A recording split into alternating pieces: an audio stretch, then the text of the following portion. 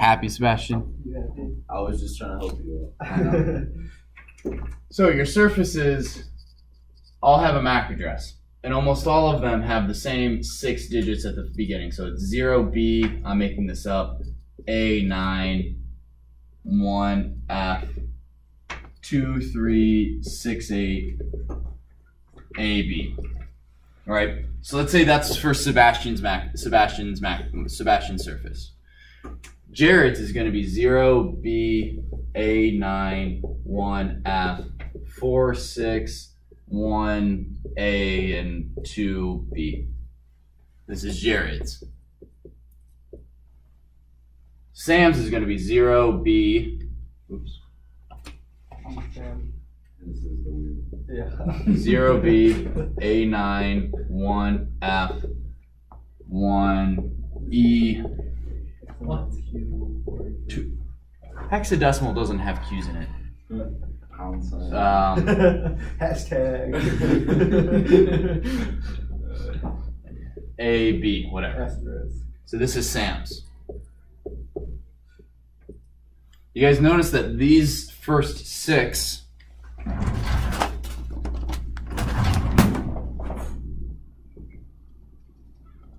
are the same, right? The first 6 is called the organizational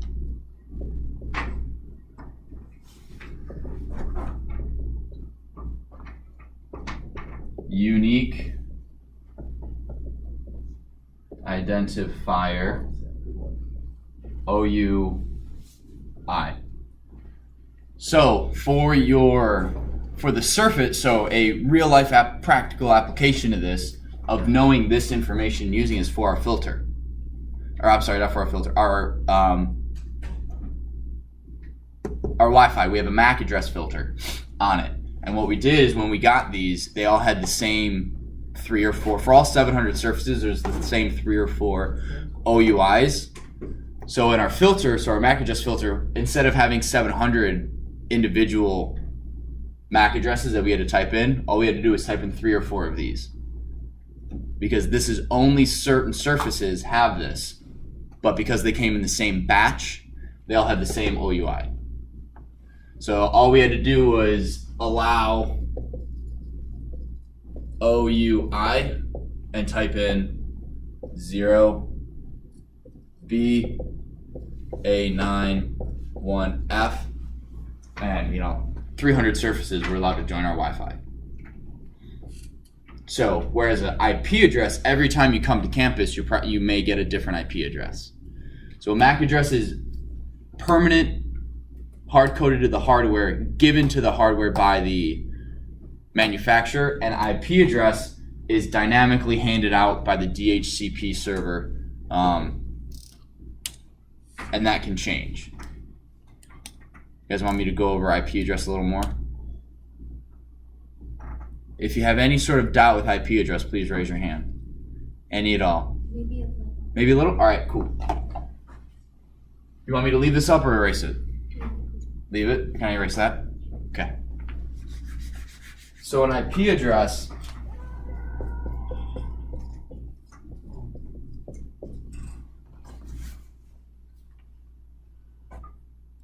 hang on.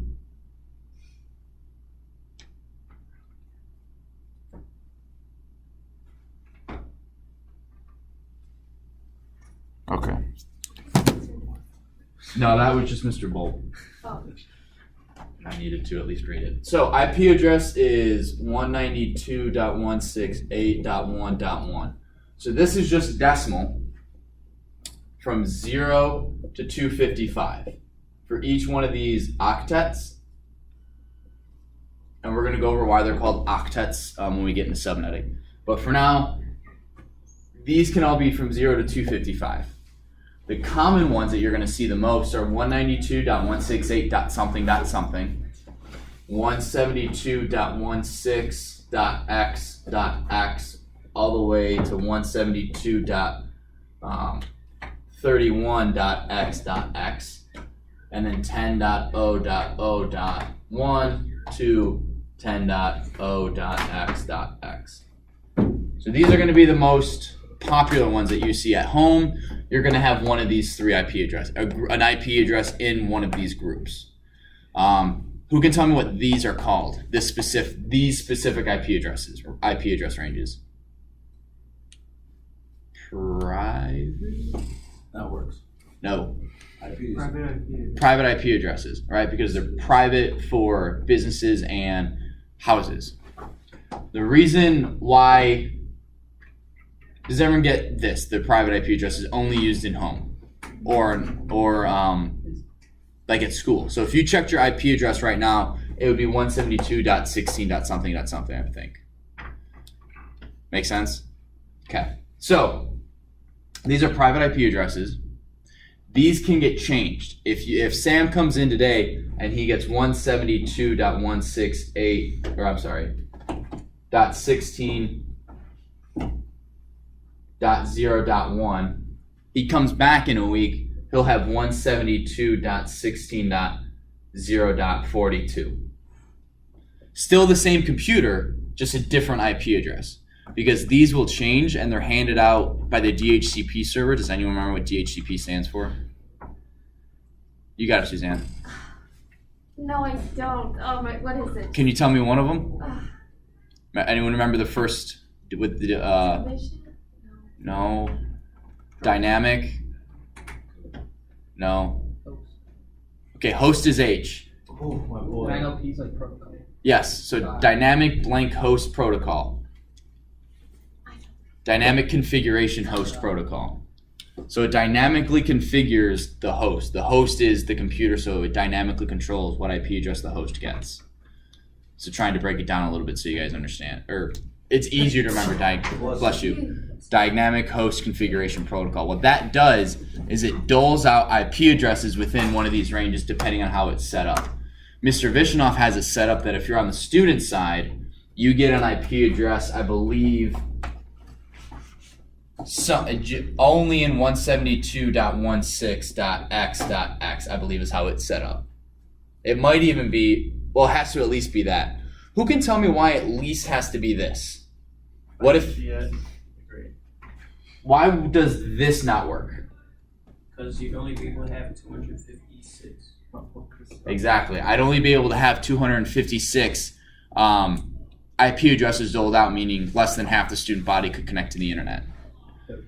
Because each one of these octets, .0.0, each one of these has 256 possible combinations, or 256 possible options. So it's at least 172.16.x.x. At home at your house, it's typically 192.168.0.x. Because it's very rare that you're going to have more than 256 devices on a home network. Very rare. Even if you had a rager, like in order to do anything, you'd have to have like a gigabit of internet. Because But it's possible. it is possible, but like at my house, I only have 60 megabits per second. So if I had 256 devices on my network, 256, that's just shy of 0.3 megabits per second. 3 times 6, no. 0.25 megabits per second.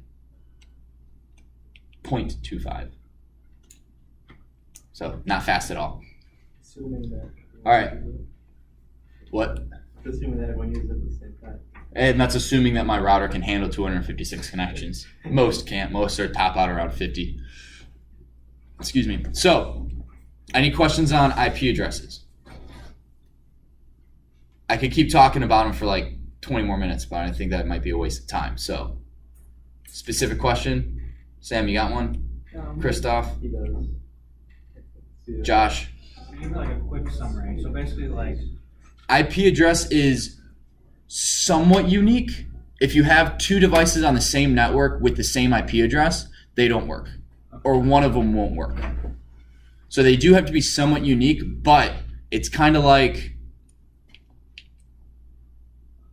what is it? Oh, okay. So, no, people are going to disagree with that. Disagree. Okay, so for example, your MAC address is like whether or not you're male or female. That really can't change. Some people would disagree, and I'm going to stop it there. Oh, were you gonna say your IP address is like your gender? No, your IP address is like your name. You can legally change your name, and that works. But so once you have your name, it's not like you can't not change your name. You can change your IP address, you can change your name, but you can't change if you're born male or female. Then you can't really change your MAC address.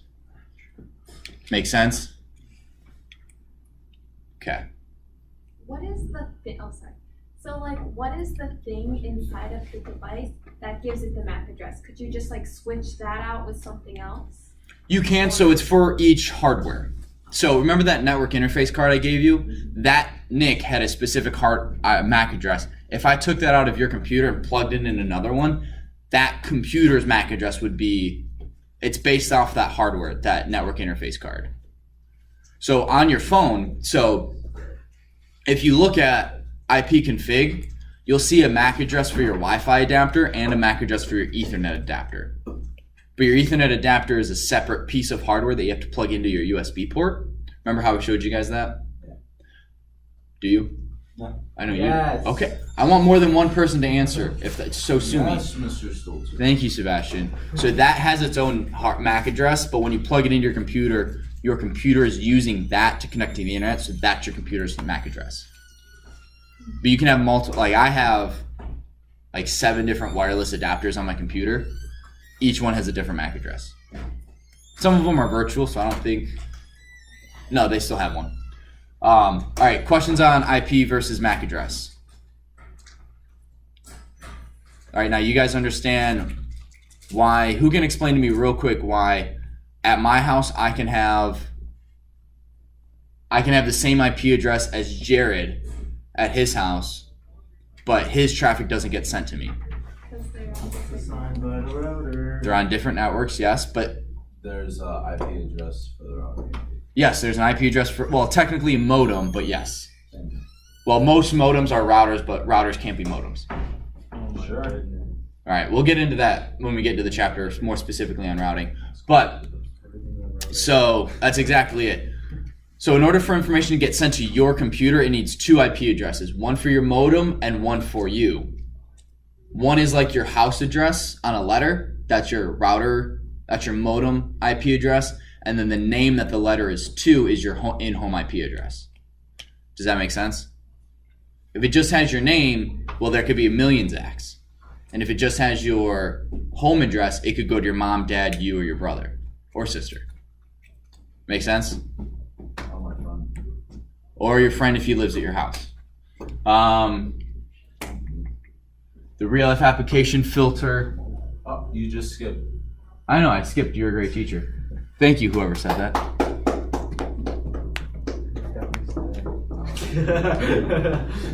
The real life application filter of WA, new versus old.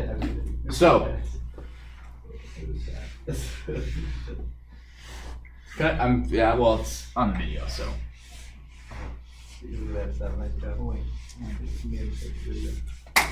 So, the real life application filter of WA. So the old filter used to use MAC addresses, which was a lot easier to say, oh, Zach's iPhone can go to that one. It can go to Vimeo because that's where a bunch of videos are stored for the school. But students can't go to Vimeo because Vimeo actually has different terms of service than like YouTube. And YouTube, you can't upload certain objectionable material, but on Vimeo you can, which is why it's blocked.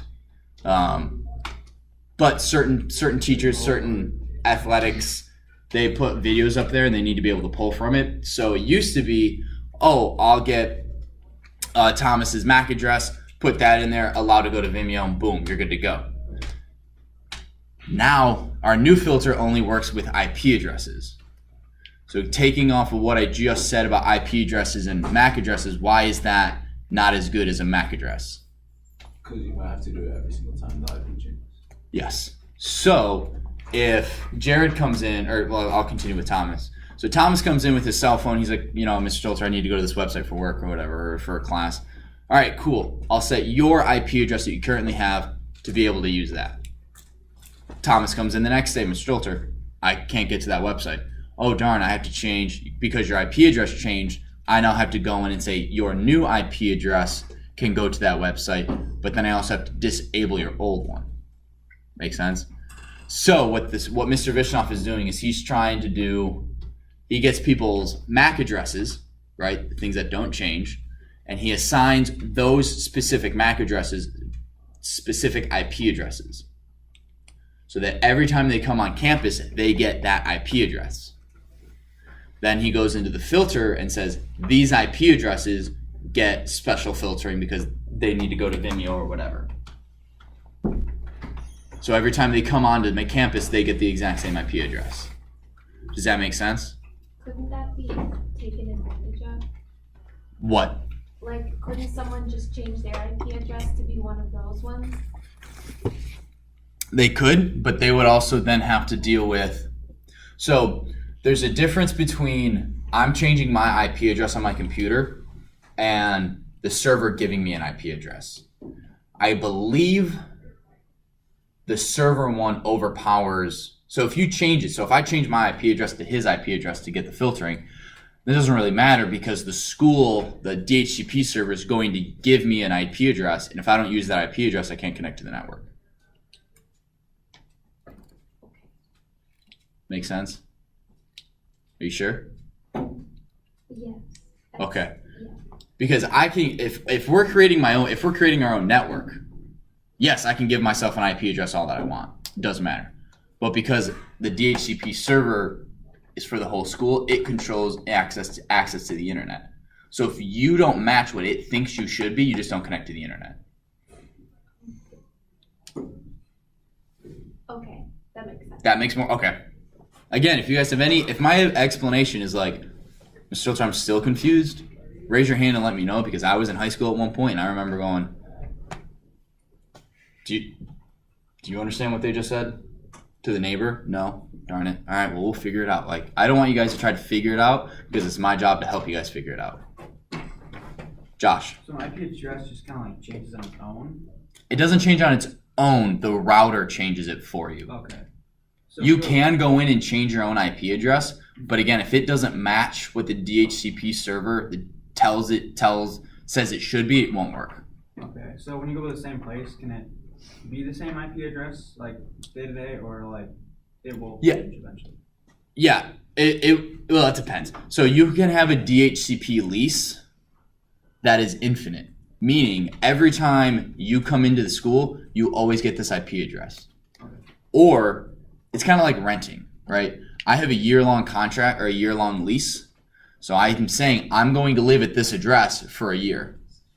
I could, in theory, say I'm going to live here forever. And at that point, I should probably buy the house, not rent it. Or I could go, I'm going to be here for a week. I'm going to be here for a day. Here's money. So what a DHCP lease is I'm renting basically that IP address for whatever the DHCP lease is. Ours, I think, is 2 weeks. So if you leave campus for 2 weeks and come back, you'll have a different IP address. At your home, you can set that to be a minute, right? Either meaning if there is no connectivity from your computer to the router within a minute, you just have a different IP address. It's not very useful because then it just increases network traffic. But you can set it to be like a month or something. You can also set it to be indefinite so that the first 254 devices that join your network, no one else can join your network after 254 devices. Make sense? Got it. Okay. Everyone get the filtering thing? Yes. Okay. Ping. Yeah, ping is just, am I connected to that thing?